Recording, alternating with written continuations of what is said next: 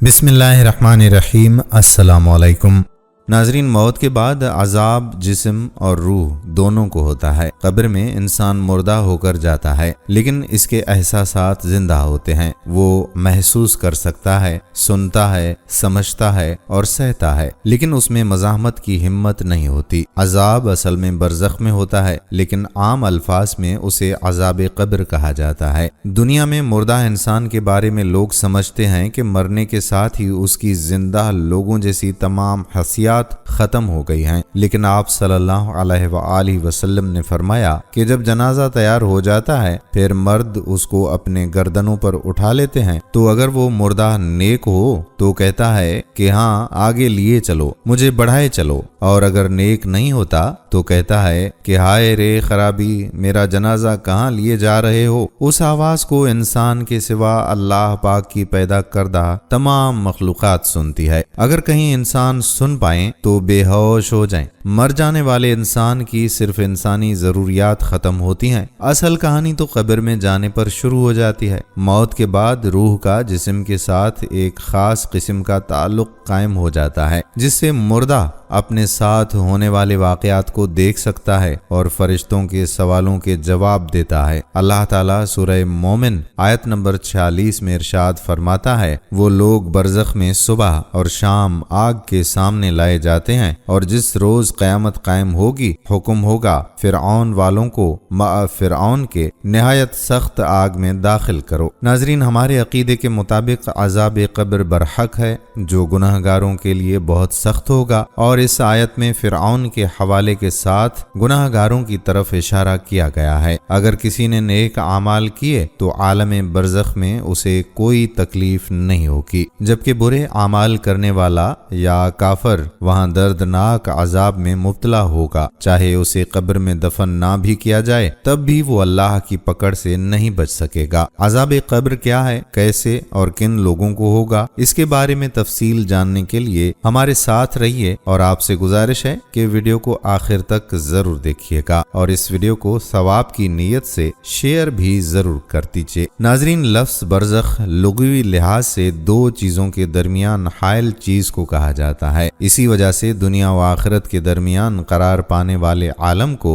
बरज़ख कहा जाता है। ये वो मकाम है जहाँ मरने के बाद रोज़े महशर तक इंसान को रहना होगा। असल हिसाब किताब तो क़यामत के रोज होगा, जब इंसान को जन्नत या दोज़ख में भेजा जाएगा, लेकिन मौत के बाद उसे कब्र में भेजा जाता है, इसलिए मुसलमान उसे अज़ाब कब्र कहते हैं। लेकिन यहाँ ये सवाल पैदा होता है कि जब अज़ाब कब्र बरहक है तो जिन लोगों को दफनाया नहीं जाता बल्कि जलाया जाता है, जैसे कि कुफार व मुशरिकीन, तो क्या उनको अजाब नहीं होता? तो आपको बताते चलें कि उनको भी अजाब होता है। रिवायत में आता है कि हुज़ैफा रज़ियल्लाहु ताला अन्हु ने बयान किया कि मैंने नबी करीम सल्लल्लाहु अलैहि वसल्लम को ये कहते हुए सुना था कि एक शख्स की मौत का वक्त जब करीब हुआ और वो जिंदगी से बिल्कुल ना उम्मीद हो गया, तो अपने घर वालों को वसीयत की कि जब मेरी मौत हो जाए तो पहले मेरे लिए बहुत सी लकड़ियां जमा करना और उससे आग जलाना। जब आग मेरे जिस्म को खाकस्तर बना चुके और सिर्फ हड्डियां बाकी रह जाएं, तो हड्डियों को पीस लेना और किसी सख्त गर्मी के दिन में, या यूं फरमाया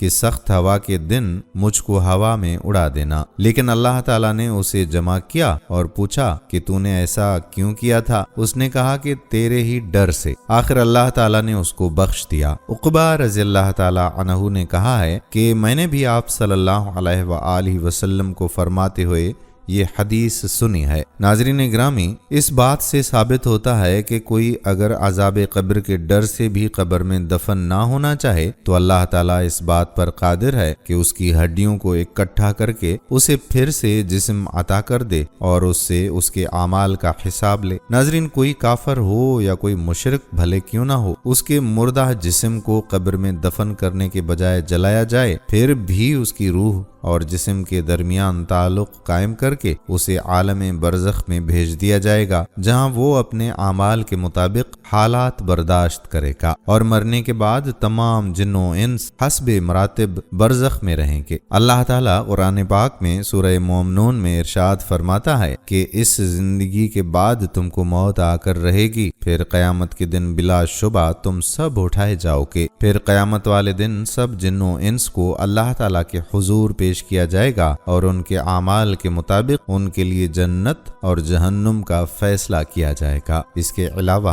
اللہ تعالیٰ قرآن مجید میں ایک اور جگہ فرماتا ہے، ارشاد ہوا، یہاں تک کہ جب ان میں سے کسی کو موت آ جائے گی تو وہ کہے گا کہ اے میرے رب، مجھے دنیا میں واپس بھیج دے تاکہ میں اس دنیا میں کچھ نیک عمل کر لوں جسے میں چھوڑ آیا ہوں۔ ہرگز نہیں، یہ وہ بات ہے جسے وہ بطور حسرت کہہ رہا ہوگا، اور ان کے آگے ایک دن تک ایک پردہ حائل ہے جس دن وہ قبروں سے اٹھائے جائیں گے۔ موت بہت سخت ہے دوستو، اس کے بعد کے مراحل اس سے بھی زیادہ مشکل ہیں کہ ہر مرنے والا حسرت کرتا ہے کہ کاش وہ دنیا میں واپس لوٹایا جائے اور ویسی زندگی گزارے جس طرح کی زندگی گزارنے کا حکم اللہ تعالیٰ نے دیا ہے، لیکن وائے افسوس کہ اس دنیا میں زندگی گزارنے کی مہلت ایک ہی بار ملتی ہے، اور پھر انسان قبر میں پہنچ جاتا ہے، جو یقیناً دنیا کی تمام آزمائشوں سے بڑھ کر ہے۔ صرف ایک طرح کی موت اللہ کے نزدیک بہت پسندیدہ ہے، جسے شہادت کی موت کہتے ہیں۔ جو کوئی شخص اللہ کی راہ میں جان دیتا ہے وہ اللہ کو بڑا محبوب ہوتا ہے اور اس کا حساب ہلکا ہوتا ہے، جیسا کہ ارشاد ہوتا ہے کہ جو لوگ اللہ کی راہ میں شہید کیے گئے ان کو ہرگز مردہ نہ سمجھیں، بلکہ وہ زندہ ہیں، اپنے رب کے پاس روزیاں دیے جاتے ہیں۔ ناظرین، موت کے بعد اللہ تعالیٰ شہداء کو زندگی عطا فرماتا ہے اور ان کی ارواح پر رزق پیش کیا جاتا ہے، انہیں راحتیں دی جاتی ہیں، ان کے عمل جاری رہتے ہیں اور ان کا اجر و ثواب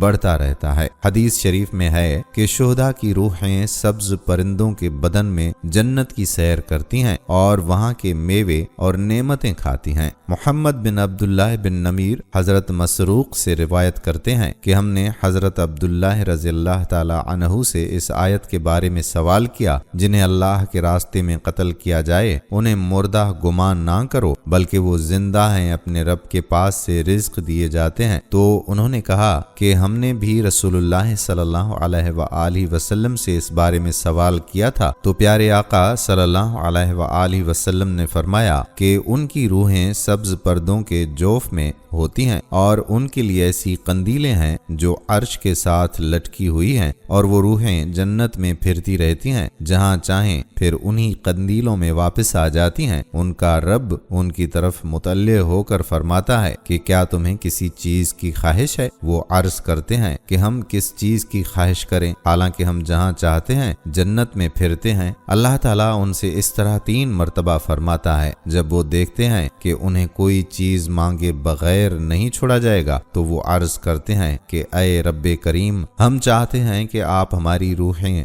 ہمارے جسموں میں لوٹا دیں، یہاں تک کہ ہم تیرے راستے میں دوسری مرتبہ قتل کیے جائیں۔ جب اللہ دیکھتا ہے کہ انہیں اب کوئی ضرورت نہیں تو انہیں چھوڑ دیا جاتا ہے۔ ناظرین گرامی، موت کے بعد ہر انسان کے حالات مختلف ہوں گے، جیسے اس نے زندگی گزاری ہوگی اور اس میں جو اعمال کیے ہوں گے اس کے مطابق اس کا وقت برزخ میں گزرے گا۔ اس کے ساتھ جس حالت پر اسے موت آئی ہوگی اس کے مطابق بھی اس کی جزا اور سزا میں کمی بیشی کی جائے گی۔ جیسے اگر کوئی اللہ کی راہ میں شہید ہوا تو اس کی روح عالم برزخ میں سکون سے رہتی رہے گی اور اس کے جسم کو بھی کوئی تکلیف نہیں ہوگی، یہاں تک کہ اسے جنت میں بھیج دیا جائے گا۔ عذاب قبر کی شدت بھی اعمال کے حساب سے ہوگی۔ حدیث رسول صلی اللہ علیہ وآلہ وسلم میں اس کا متعدد مقامات پر ذکر فرمایا گیا ہے۔ حضرت عبداللہ بن عباس رضی اللہ تعالی عنہما سے روایت ہے کہ حضور نبی کریم صلی اللہ علیہ وآلہ وسلم 2 قبروں के पास से गुजरे तो आप सल्लल्लाहु अलैहि वसल्लम ने गैब की खबर देते हुए फरमाया कि इन दोनों को कब्रों में अजाब हो रहा है और किसी बड़े गुनाह की बिना पर नहीं। फिर फरमाया कि इनमें से एक चुगली खाता था और दूसरा अपने पेशाब के कतरों से एहतियात नहीं करता था। रावी बयान करते हैं कि फिर आप सल्लल्लाहु अलैहि वसल्लम ने एक हरी शाख ली और 2 हिस्सों में तकसीम किया, फिर हर कब्र पर उसका एक एक हिस्सा लगा दिया और फिर फरमाया जब तक ये खुश्क ना हो इनसे अजाब में कमी होती रहेगी। इसी तरह से एक और हदीस में आता है कि हजरत बर्रा रज़ी अल्लाह ताला अन्हु से रिवायत है कि हम हुजूर नबी करीम सल्लल्लाहु अलैहि वसल्लम के साथ एक जनाजे में शरीक थे। आप सल्लल्लाहु अलैहि वसल्लम कब्र के किनारे बैठकर रोने लगे, हत्ता कि मट्टी आप सल्लल्लाहु अलैहि वसल्लम के आंसुओं से तर हो गई। फिर आप सल्लल्लाहु अलैहि वसल्लम ने इरशाद फरमाया, ऐ मेरे भाइयों, इस कब्र के लिए कुछ तैयारी कर लो। इसी तरह से मरने के बाद भी पहली बार पूछे जाने वाले सवालात भी एक मरहला हैं। हजरत अबू हुरैरा रज़ी अल्लाह ताला अन्हु बयान करते हैं कि रसूलुल्लाह सल्लल्लाहु अलैहि वसल्लम ने फरमाया कि जब मैयत को या तुम में से किसी को दफन किया जाता है तो उसके पास स्याह रंग के नीली आंखों वाले 2 फरिश्ते आते हैं। उनमें से एक को मुनकर और दूसरे को नकीर कहा जाता है। वो दोनों मैयत से पूछते हैं कि तुम इस शख्स यानी हजरत मोहम्मद सल्लल्लाहु अलैहि वसल्लम के बारे में क्या कहा करते थे? बस मोमिन वही कहता है जो वो दुनिया में कहा करता था, यानी ये कि वो अल्लाह ताला के बंदे और उसके रसूल सल्लल्लाहु अलैहि वसल्लम हैं। मैं इस बात की गवाही देता हूँ कि अल्लाह ताला के सिवा कोई माबूद बरहक नहीं और बेशक मोहम्मद सल्लल्लाहु अलैहि वसल्लम अल्लाह के बंदे और रसूल हैं। वो दोनों फरिश्ते कहते हैं कि हमें इल्म था कि तू यही कहेगा। फिर उसके लिए उसकी कब्र चारों तरफ से 70 गज तक वसी कर दी जाती है। फिर उसको उसके लिए रोशन कर दिया जाता है। फिर उससे कहा जाता है कि सो जा। वो कहता है कि मैं अपने घर वालों की तरफ लौटना चाहता हूँ ताकि उन्हें अपने हालात से आगाह कर दूं। वो दोनों उससे कहते हैं कि तू उस पहली रात की दुल्हन की तरह सो जा जिसे उसके घर वालों में से सिर्फ उसका महबूब तरीन शख्स ही जगाता है। वो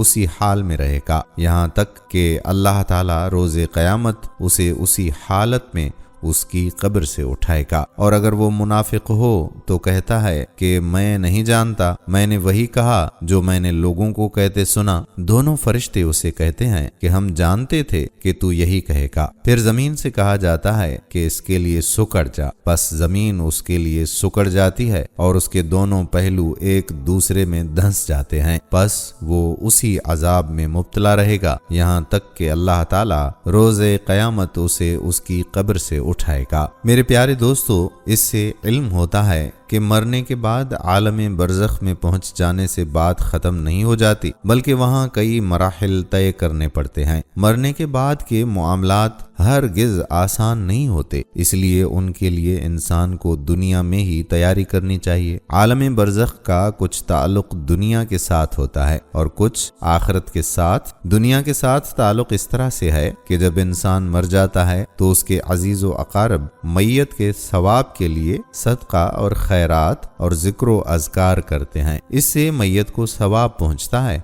और राहत व आराम मिलता है। आखिरत के साथ ताल्लुक इस तरह से है कि जो अजाब या आराम बरज़ख में शुरू होता है वो आखिरत में मिलने वाले अजाब या आराम का ही हिस्सा होता है। इरशाद बारी ताला है और आलम बरज़ख में भी उन लोगों को दोज़ख की आग के सामने सुबह शाम लाया जाता है। नाज़रीन ग्रामी, जिंदगी से लेकर मौत तक और इसके बाद के सफर को अगर सिलसिलावार देखा जाए तो हर शख्स की जितनी जिंदगी मुकर्रर है उसमें ना ज्यादती हो सकती है और ना ही कोई कमी वाक़े हो सकती है। जब जिंदगी का वक्त पूरा हो जाता है उस वक्त हजरत इज़राइल अलैहिस्सलाम कब्ज़े रूह के लिए आ जाते हैं और उस शख्स के दाएं से बाएं जहां तक उसकी नजर काम करती है फरिश्ते दिखाई देते हैं। मुसलमान के आसपास रहमत के फरिश्ते होते हैं और काफर के दोनों अतराफ اطراف عذاب دینے والے فرشتے ہوتے ہیں۔ اس وقت ہر شخص اسلام کی سچائی کو مان جاتا ہے، آخری وقت پر حق ثابت ہو جاتا ہے، لیکن اس وقت پردہ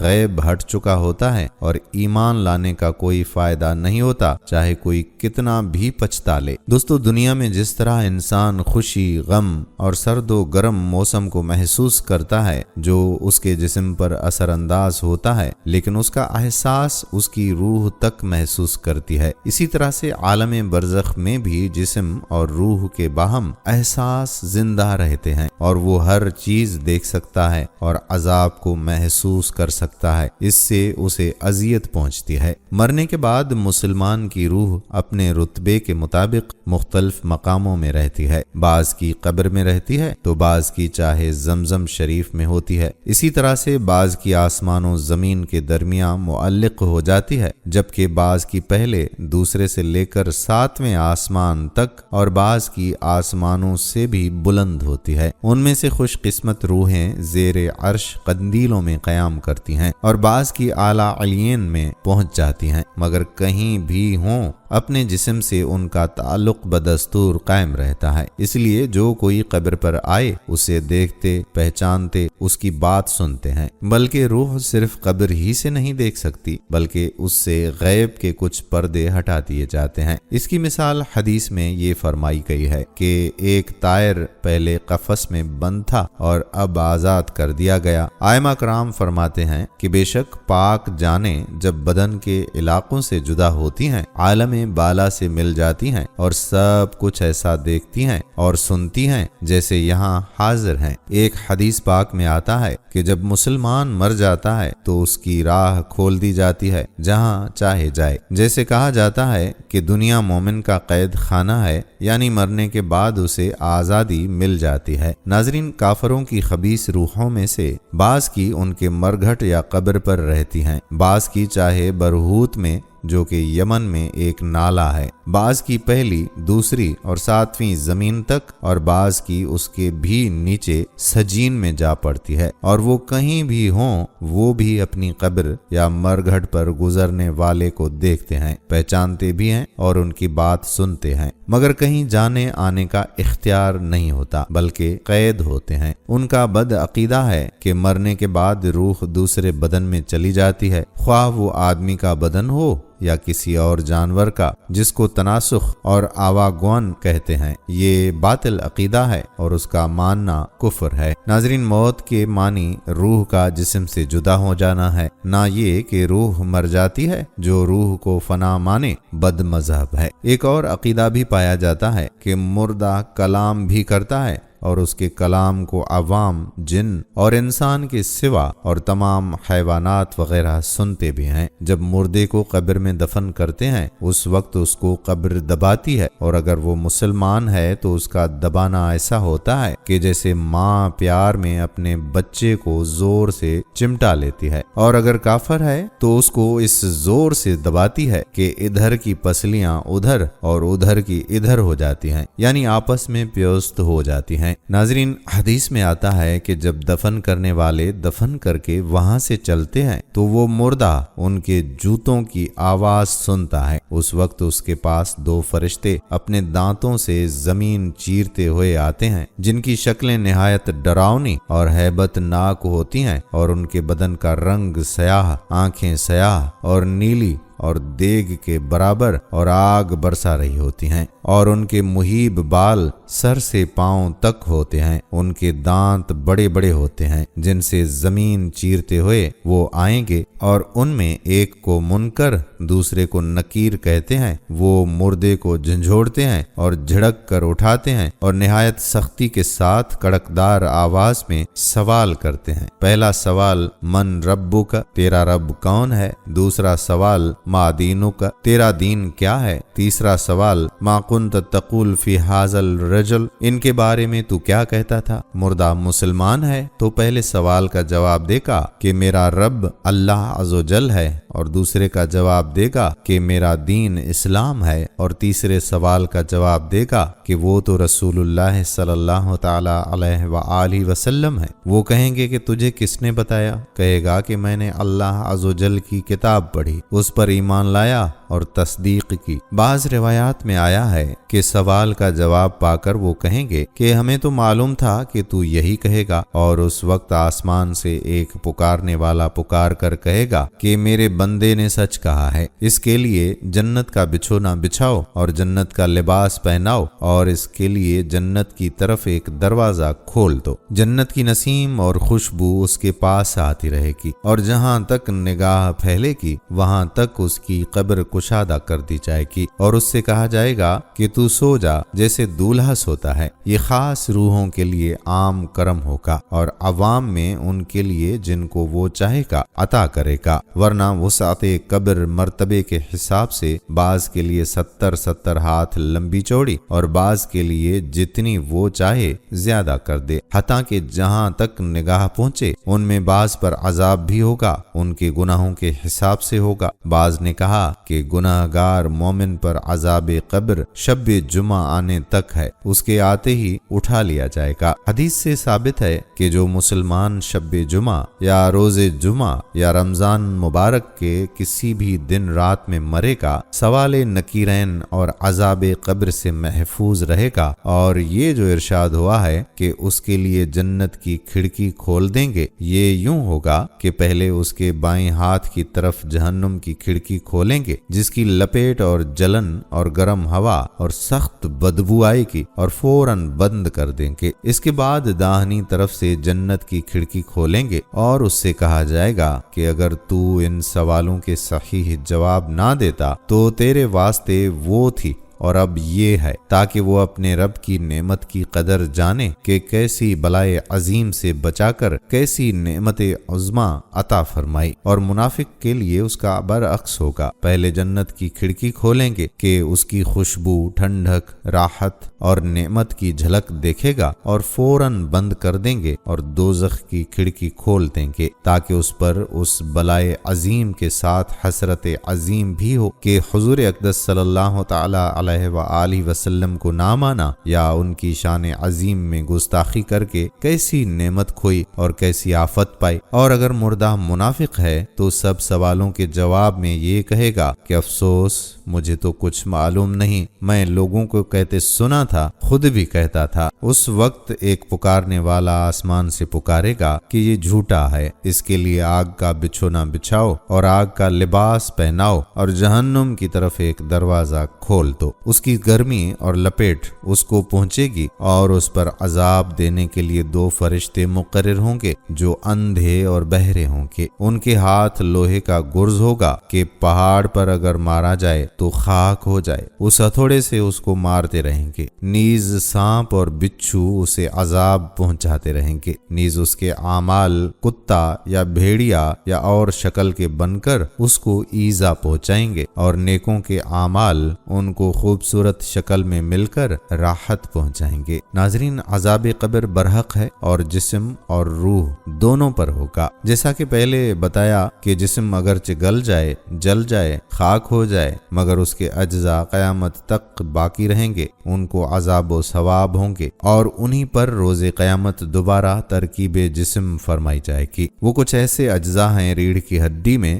جس کو عجب الذنب کہتے ہیں کہ نہ کسی خوردبین سے نظر آ سکتے ہیں، نہ آگ انہیں جلا سکتی ہے، نہ ہی زمین انہیں گلا سکتی ہے۔ وہ تخم جسم ہے۔ روز قیامت روحیں اپنے اسی جسم میں آئیں گی۔ جس طرح اجزاء کا گھٹنا بڑھنا جسم کو نہیں بدلتا، جیسے بچہ کتنا چھوٹا پیدا ہوتا ہے پھر کتنا بڑا ہو جاتا ہے، قوی ہیکل جوان بیماری میں گھل کر وہ کتنا حقیر رہ جاتا ہے، پھر نیا گوشت پوست آ کر پہلے جیسے انسان کو بناتا ہے، ان تبدیلیوں سے کوئی نہیں کہہ سکتا کہ شخص بدل گیا۔ اسی طرح روز قیامت ہوگا، وہی گوشت اور ہڈیاں کے خاک یا راکھ ہو گئی ہوں، ان کے ذرے کہیں بھی منتشر ہو گئے ہوں، رب عز و جل انہیں جمع فرما کر اس پہلی حیت پر لا کر انہیں ترکیب دے گا، اور ہر روح کو اس کے جسم سابق میں بھیجا جائے گا۔ اس کا نام حشر ہے، اور جو ان باتوں کو نہ مانے وہ کافر ہے۔ مردہ اگر قبر میں دفن نہ کیا جائے تو جہاں پڑا رہ گیا یا پھینک دیا گیا، غرض کہیں ہو، اس سے وہیں سوالات ہوں گے، اور وہیں ثواب یا عذاب عذاب اسے پہنچے گا، یہاں تک کہ جسے شیر کھا گیا تو شیر کے پیٹ میں سوال و جواب اور عذاب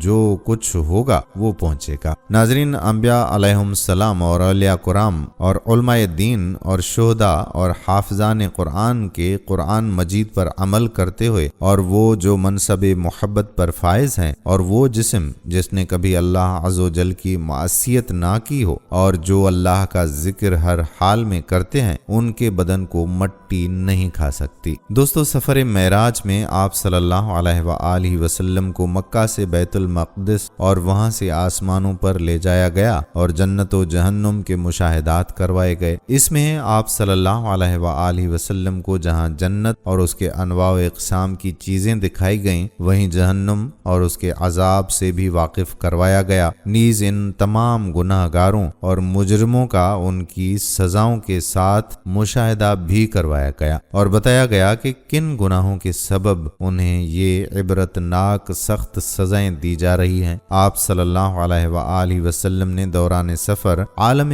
برزخ کے جو کچھ عذابات کا مشاہدہ فرمایا، واپس آ کر اسے امت کے سامنے بطور عبرت اور نصیحت کے پیش فرمایا تاکہ امت کے لیے ان گناہوں سے دور رہ کر آخرت کے عذاب سے بچنا آسان ہو جائے۔ ناظرین، عالم برزخ کا مشاہدہ کرتے ہوئے آپ صلی اللہ علیہ وآلہ وسلم کی نظر ایک ایسی جماعت پر پڑی جن کے سر نہایت وزنی پتھروں سے کچلے جا رہے تھے۔ اس لرزہ خیز منظر کو دیکھ کر آپ صلی اللہ تعالی علیہ وآلہ وسلم نے جبرائیل امین علیہ السلام سے پوچھا کہ یہ کون لوگ ہیں اور انہیں اس طرح کیوں سزا دی جا رہی ہے؟ تو حضرت جبرائیل امین علیہ السلام نے جواب دیا کہ یہ وہ لوگ ہیں جو نماز پنجگانہ کی ادائیگی میں سستی کرتے تھے، یعنی یہ وہ بدبخت ہیں جن کے کانوں میں مؤذن کی آواز پہنچنے کے بعد بھی یہ مسجد کی طرف قدم نہیں بڑھاتے تھے، اپنے سر اور اپنی جبیں کو خدا کے حضور جھکاتے نہیں تھے۔ جن کے سر خدا کے حضور جھکتے نہیں ہیں وہ پتھروں سے کچلے جانے کے لائق ہیں۔ ناظرین، عالم برزخ کے عذابات کا مشاہدہ کرتے ہوئے آپ صلی اللہ علیہ وآلہ وسلم کا گزر ایک ایسی قوم پر بھی ہوا جن کے ناخن تانبے کے تھے اور وہ اپنے چہروں اور سینوں کو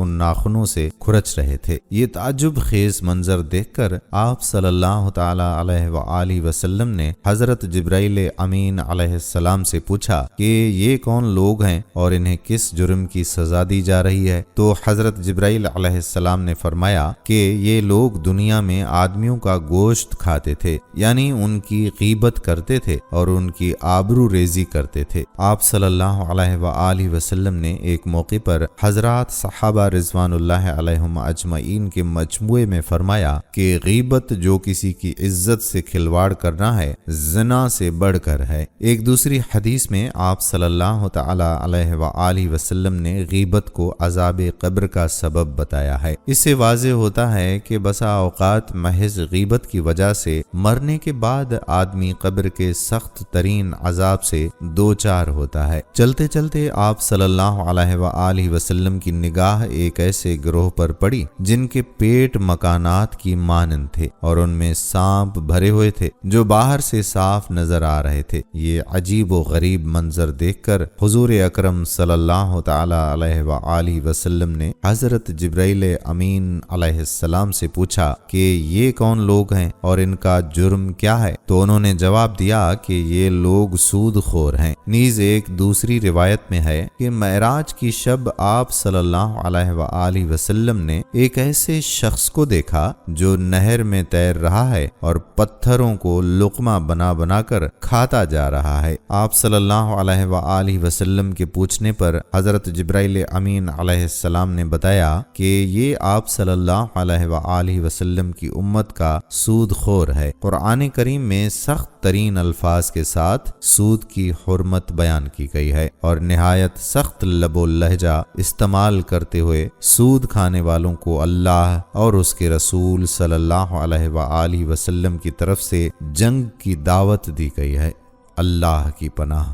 ناظرین، بہت سی احادیث میں سود کی قباحت اور شناعت اور سودی لین دین کرنے والوں کو اللہ کی لعنت کا مستحق قرار دیا گیا ہے۔ آپ صلی اللہ علیہ وآلہ وسلم نے فرمایا کہ سود کھانے، کھلانے، سودی معاملے کو لکھنے والے اور اس کی گواہی دینے والے سبوں پر اللہ کی لعنت ہے، اور یہ سب کے سب گناہ میں برابر کے شریک ہیں۔ سودی کاروبار اور سودی آمدنی کی مذمت اور اس کی سنگینی کا اندازہ اس حدیث سے لگایا جا سکتا ہے، جس میں کہا گیا کہ سود کا 1 درہم جسے آدمی جان بوجھ کر کھائے، اس کا وبال اور گناہ 36 مرتبہ بدکاری کرنے سے بھی بڑھ کر ہے۔ آپ صلی اللہ علیہ وآلہ وسلم آگے بڑھے تو کیا دیکھتے ہیں کہ ایک جماعت ہے جن کی زبانیں اور ہونٹ لوہے کی قینچیوں سے کاٹے جا رہے ہیں، اور دوسرے ہی لمحے وہ درست ہو جاتے ہیں۔ یہ سلسلہ بلا توقف جاری ہے۔ یہ عجیب حالت و کیفیت دیکھ کر آپ صلی اللہ علیہ وآلہ وسلم نے حضرت جبرائیل امین علیہ السلام سے پوچھا کہ یہ بدنصیب کون لوگ ہیں اور کس جرم کی پاداش میں انہیں اتنی سخت سزا دی جا رہی ہے؟ تو حضرت جبرائیل امین علیہ السلام نے جواب دیا کہ یہ آپ کی امت کے وہ خطبہ اور واعظین ہیں جو دوسروں کو نصیحت تو کرتے ہیں اور خود اس پر عمل نہیں کرتے۔ در حقیقت انہی کے متعلق قرآن کریم میں بھی کہا گیا ہے کہ اے لوگو، وہ بات کیوں کہتے ہو جس پر خود عمل نہیں کرتے۔ ناظرین، اسلام میں دعوت دین اور واعظ و نصیحت کی اہمیت اور اس کی بڑی فضیلت وارد ہوئی ہے۔ خدا اور رسول خدا صلی اللہ علیہ وآلہ وسلم کی نگاہ میں داعی اسلام اور واعظین دین کا بڑا اونچا مقام ہے۔ یہ وہ لوگ ہیں جو اوروں کو اللہ کے احکامات اور رسول اللہ صلی اللہ علیہ وآلہ وسلم کی تعلیمات کی طرف بلاتے ہیں۔ یقیناً جتنے لوگ نیک عمل کرتے رہیں گے اور انہیں نیک اعمال پر ثواب ملتا رہے گا تو وہ تمام ثواب ان داعیان اسلام اور واعظین دین کے نامہ اعمال میں شامل کیا جائے گا جن کی دعوت اور واعظ و نصیحت سے متاثر ہو کر یہ لوگ اعمال صالحہ کرنے لگے تھے۔ مگر خدا کی نظر میں وہی داعی اور واعظ کا کامیاب کہلائے گا جس کی زندگی میں عمل کا چراغ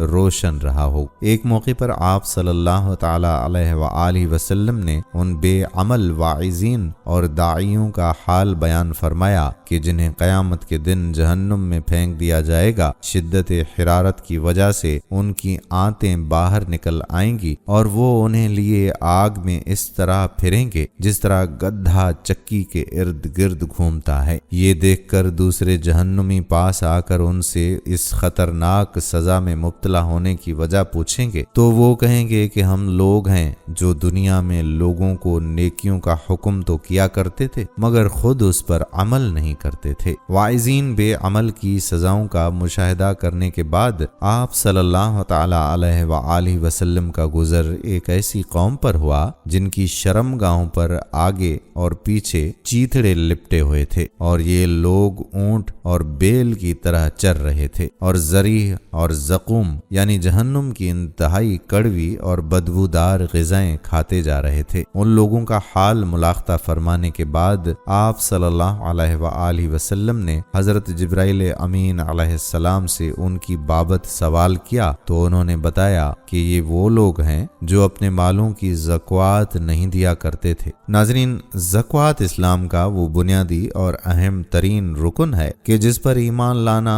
ہر صاحب ایمان کے لیے ضروری ہے۔ زکوٰۃ کا منکر کافر اور اس کا ادا نہ کرنے والا فاسق اور فاجر ہے۔ زکوٰۃ نہ دینے والے کے بارے میں قرآن کریم اور احادیث مبارکہ میں نہایت سخت وعیدیں بیان کی گئی ہیں۔ قرآن کریم میں ہے کہ جنہیں اللہ نے دنیا میں مال و دولت سے نوازا پھر بھی وہ مال کی زکوٰۃ نہیں نکالتے تو قیامت کے دن ایسے لوگوں کا انجام نہایت برا ہوگا کہ اسی مال کو ان کے گلے کا توق بنا کر سزا سزا دی جائے گی۔ آپ صلی اللہ تعالی علیہ وآلہ وسلم نے فرمایا کہ جس شخص کو اللہ تعالیٰ نے دولت عطا فرمائی پھر اس نے اس کی زکوٰۃ ادا نہیں کی تو وہ دولت قیامت کے دن اس کے سامنے زہریلے ناگ سانپ کی شکل میں آئے گی، جس کے انتہائی زہریلے پن کی وجہ سے اس کے سر کے بال جھڑ گئے ہوں گے اور اس کی آنکھوں کے اوپر 2 سفید نقطے ہوں گے جو انتہائی زہریلے پن کی علامت ہے۔ پھر وہ سانپ اس بخیل یعنی زکوٰۃ نہ دینے والے کے گلے کا توق بنا دیا جائے گا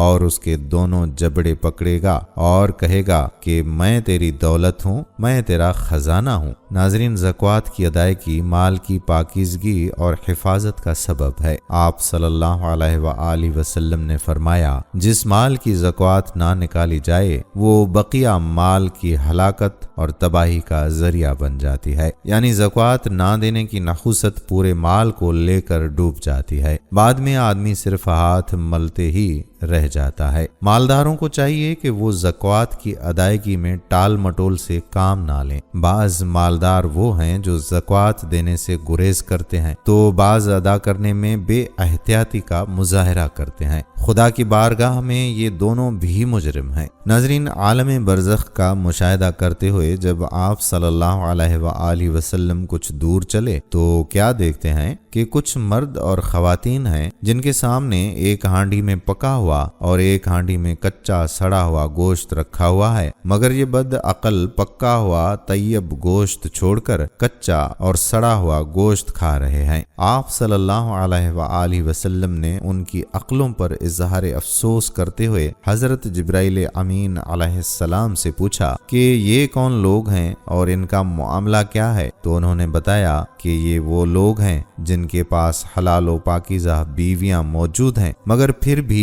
یہ زانیہ اور فاحشہ عورتوں کے ساتھ شب باشی کر رہے ہیں، یا وہ عورتیں ہیں جن کے پاس حلال اور طیب شوہر ہیں پھر بھی یہ زانی اور بدکار مردوں کے ساتھ رات گزارنے میں مصروف ہیں۔ ناظرین، اسلام میں شرم و حیا کی بڑی اہمیت ہے، بلکہ اسلام ہی نے شرم و حیا کو ایمان کا لازمی جز اور اس کو اہم حصہ قرار دیا ہے۔ اسلام نے بے حیائی اور برے کاموں سے بچنے کا نہ صرف حکم دیا ہے بلکہ قدم قدم پر اس کی مذمت کی ہے اور برائی بھی بیان کی ہے۔ قرآن کریم میں فرمان باری تعالی ہے اور زنا کے پاس نہ جانا کیونکہ وہ بے حیائی اور برائی کا راستہ ہے۔ آپ صلی اللہ علیہ وآلہ وسلم نے گناہوں سے بچنے اور اپنی شرمگاہوں کی حفاظت کرنے پر آخرت میں انعام اور جنت میں داخلے کی خوشخبری سنائی ہے۔ ارشاد فرمایا کہ جو شخص مجھے زبان اور شرمگاہ کی حفاظت کی ضمانت دے دے میں اس کو جنت کی ضمانت دیتا ہوں۔ سفر معراج میں آپ صلی اللہ علیہ وآلہ وسلم نے عالم برزخ میں جن گناہوں اور جرموں کے عذابات کا مشاہدہ کیا ان سے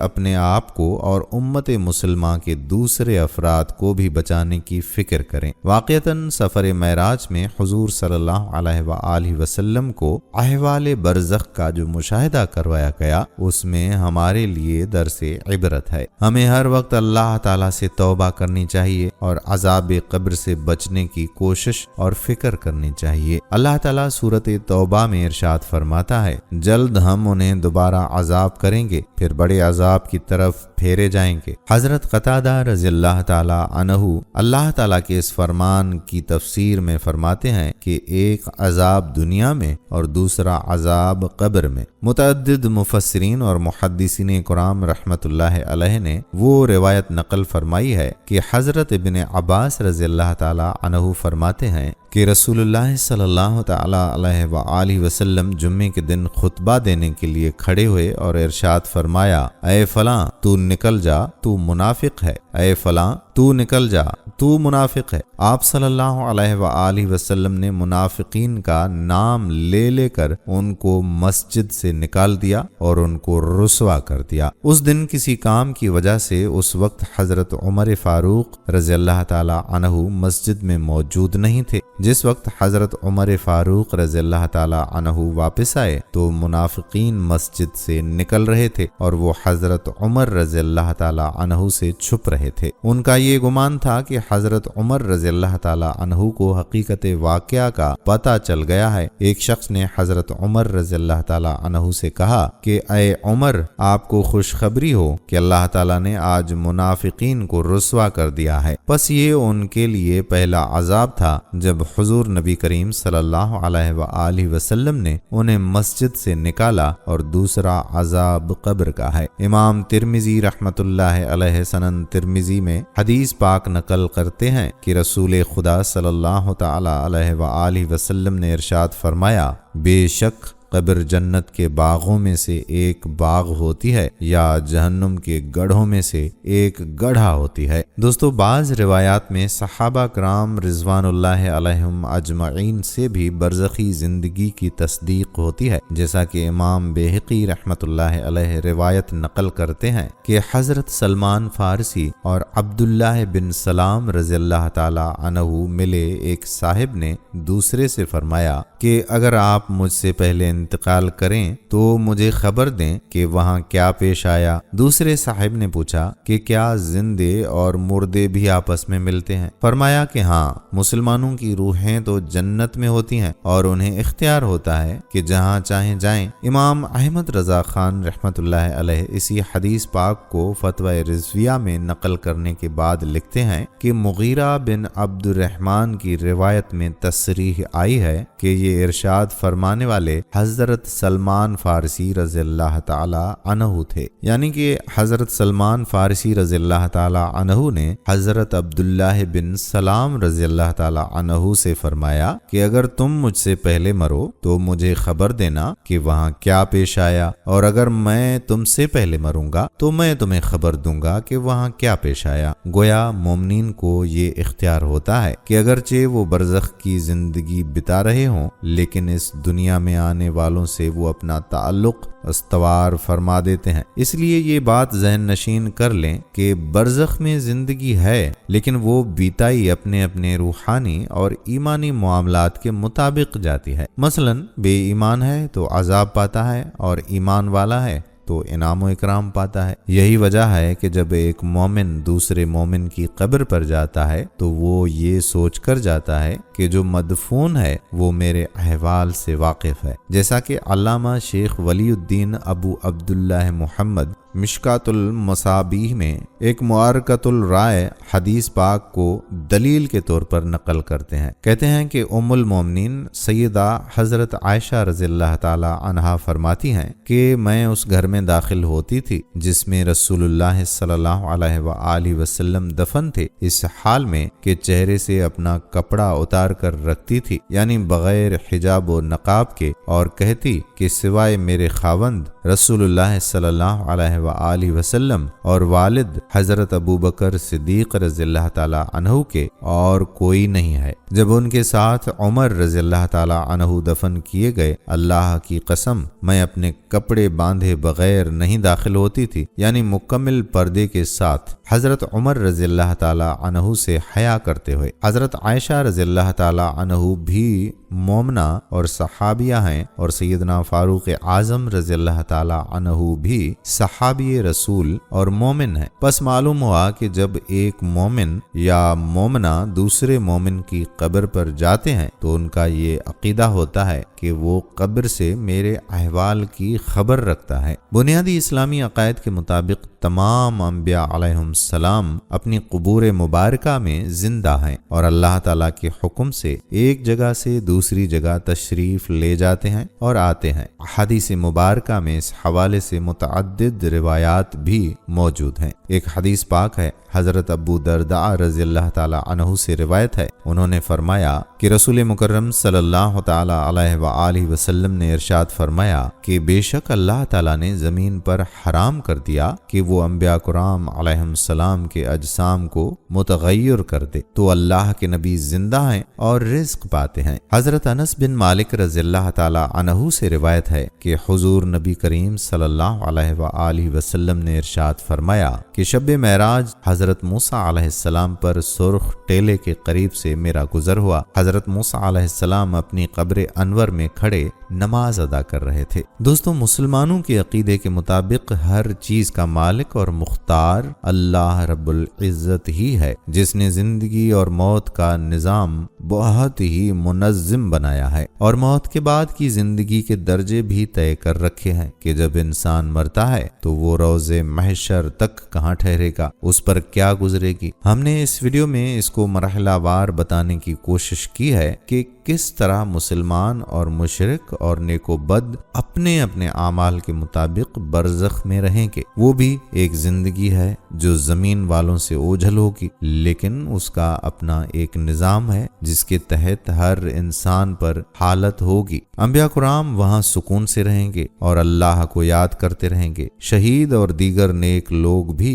اللہ کی مرضی سے آرام میں ہوں گے، جبکہ گناہ گاروں پر مرنے کے بعد سے عذاب شروع ہو جائے گا جو عذاب قبر کہلاتا ہے، اور تا قیامت وہ اس میں معلق رہیں گے، یہاں تک کہ اللہ ان میں سے جسے چاہے گا اس کے لیے دائمی جہنم کا فیصلہ فرما دے گا اور جسے چاہے گا معاف فرما دے گا۔ ہمارے ذمہ ہے کہ ہم اپنی قبر کی تیاری کریں، اپنی زندگی کو اس طرح سے گزاریں کہ جب ہم مر جائیں اور عالم برزخ میں پہنچ جائیں تو ہماری دنیا کی آزمائشوں کے ختم ہونے کے ساتھ ساتھ آگے عذاب سے نجات ملے۔ دوستو، ہمیں اس سلسلے میں صحابہ کے اعمال اور سیرت سے سبق لینا چاہیے کہ صحابہ کرام رضی اللہ عنہم کے حالات سے معلوم ہوتا ہے کہ وہ اعمال صالحہ کو بہترین طریقے سے بجا لانے کے باوجود اس خوف میں مبتلا رہتے تھے کہ اگر کوئی کمی رہ گئی ہو یا معلوم نہیں ان کا کوئی عمل مقبول ہو گیا یا نہیں۔ رسول اللہ صلی اللہ علیہ وآلہ وسلم کے خلیفہ اور دوست امیر المومنین حضرت ابوبکر صدیق رضی اللہ تعالی عنہ کے فضائل اور مناقب سے شاید ہی کوئی مسلمان ناواقف ہو۔ وہ آخرت کے بارے میں اتنے فکر مند رہتے تھے کہ فرمایا کرتے تھے کہ کاش میں کسی مومن کے جسم کا بال ہوتا کہ حساب کتاب سے بچ جاتا۔ کبھی فرماتے کہ کاش میں کوئی درخت ہوتا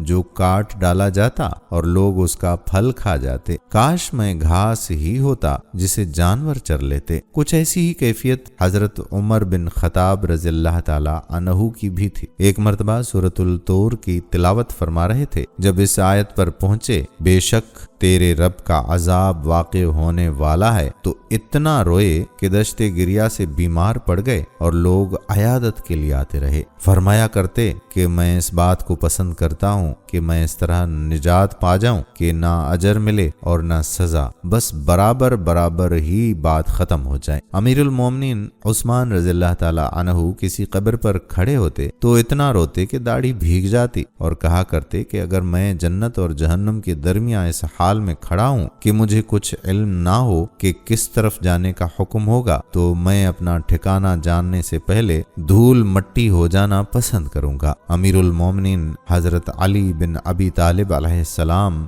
دنیا کے فتنے سے خوف زدہ رہتے تھے۔ فرمایا کرتے کہ لمبی امیدیں لگانے اور نفس کے پیچھے چلنے سے بچو، لمبی امیدیں آخرت کو بھلا دیتی ہیں اور نفس کے پیچھے چلنا حق سے روک دیتا ہے۔ سن لو، یہ دنیا منہ موڑ کر جا رہی ہے اور آخرت چل پڑی ہے اور آ رہی ہے۔ ان دونوں کے کچھ بیٹے ہیں، پس تم آخرت کے بیٹے بنو، دنیا کے بیٹے مت بننا۔ آج عمل کا وقت ہے، کوئی حساب نہیں، اور کل حساب ہوگا اور کوئی عمل نہیں۔ ابو درداء رضی اللہ تعالی عنہ فرماتے ہیں کہ مجھے قیامت کے دن سب سے زیادہ ڈر اس بات کا ہے کہ مجھے یہ نہ کہا جائے کہ اے ابو درداء یہ تو بتا کہ تو نے جو علم سیکھا تھا اس پر عمل کتنا کیا، اور کہتے ہیں کہ اگر تم لوگ جان لو کہ موت کے بعد تمہارا کن چیزوں سے واسطہ پڑنے والا ہے تو نہ مزے سے کھا پی سکو گے اور نہ گھروں کے سائے میں داخل ہو سکو گے، بلکہ اپنے سینے پر ہاتھ مارتے ہوئے اور اپنے آپ پر روتے ہوئے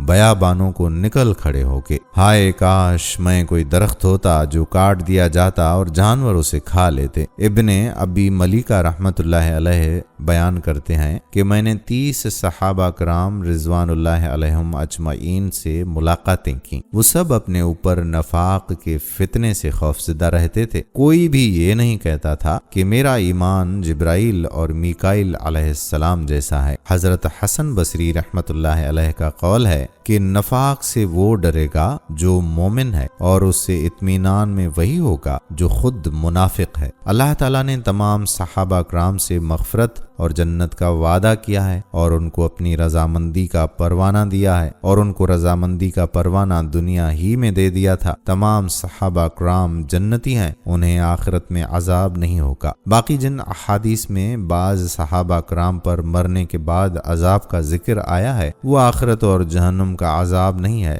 بلکہ برزخی یعنی قبر کا عذاب ہے۔ یہ کوئی بعید نہیں ہے کہ صحابہ کرام میں سے اگر کسی سے کوئی گناہ سرزد ہو اور اتفاقاً ہوا ہو اور اس سے توبہ کر کے پاک ہو جانے کا بھی موقع نہیں ہوا، تو ان کو برزخی عذاب کے ذریعے پاک کر دیا جائے گا تاکہ آخرت کا عذاب ان پر نہ رہے۔ دوستو، آئیے اللہ رب العزت سے دعا کریں کہ وہ ہمیں عمل صالح کی توفیق عطا فرمائے اور صحابہ جیسا خوف الہی اور خلوص عطا فرمائے۔ ہمیں، ہمارے والدین اور ہماری اولاد کو عذاب قبر سے محفوظ رکھے اور عالم برزخ میں نیک روحوں کا ساتھ نصیب فرمائے۔ آمین الہی آمین۔ ناظرین، اگر ویڈیو پسند آئی ہو تو اس ویڈیو کو لائک کریں اور اپنے پیارے اور دوستوں کے ساتھ اسے شیئر کر دیں۔ کمنٹس میں آپ ہمیں بتائیں کہ آپ اور کن کن موضوعات پر ہماری ویڈیوز دیکھنا چاہتے ہیں۔ اس کے ساتھ ساتھ آپ کمنٹس میں ہم سے سوالات بھی پوچھ سکتے ہیں، لیکن یہ سب کرنے سے پہلے ہمارے چینل کو سبسکرائب کر لیں اور بیل کے بٹن کو بھی پریس کر لیں تاکہ ہماری آنے والی مزید معلوماتی ویڈیوز کا نوٹیفیکیشن آپ کو بر وقت مل سکے اور آپ علم کے اس خزانے سے مستفید ہو سکیں۔ اب ملاقات ہوگی آنے والی ویڈیو میں، تب تک کے لیے خدا آپ کا حامی و ناصر ہو۔ فی امان اللہ۔